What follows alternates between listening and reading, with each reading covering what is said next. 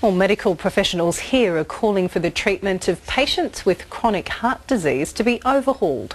New research shows many heart attack patients slip back into old habits and end up again in an emergency ward. That costs more than $8 billion a year. If a patient gets to hospital, the chances of surviving a heart attack are now higher than ever.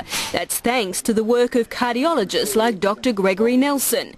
But he says with improvements come patient complacency. I've had some patients make a comment about a drive-by heart attack because they can feel like death when they're coming in, and then when they leave the laboratory about an hour later, they can feel very well again. Findings published in the Medical Journal of Australia show a quarter of heart attack patients will have another, and the risk of dying the second time around is high.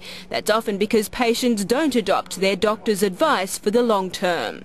What we're looking at in a systematic approach to this is for the system to support patients to do this. With better programs to quit smoking, take medication, eat healthier, exercise and take part in rehabilitation programs. Medical professionals want a national task force to raise awareness of the problem, care coordinators to manage an individual patient's lifelong needs, and a one-stop website compiling all the latest resources.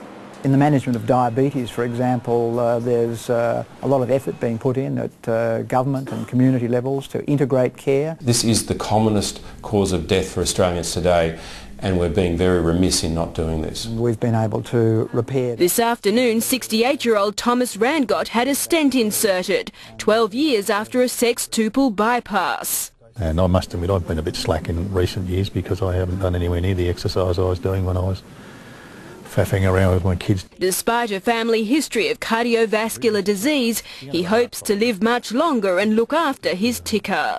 I'll try not to clog the damn thing up too soon. By heeding the advice of his cardiologist. Marion Ives, World News Australia.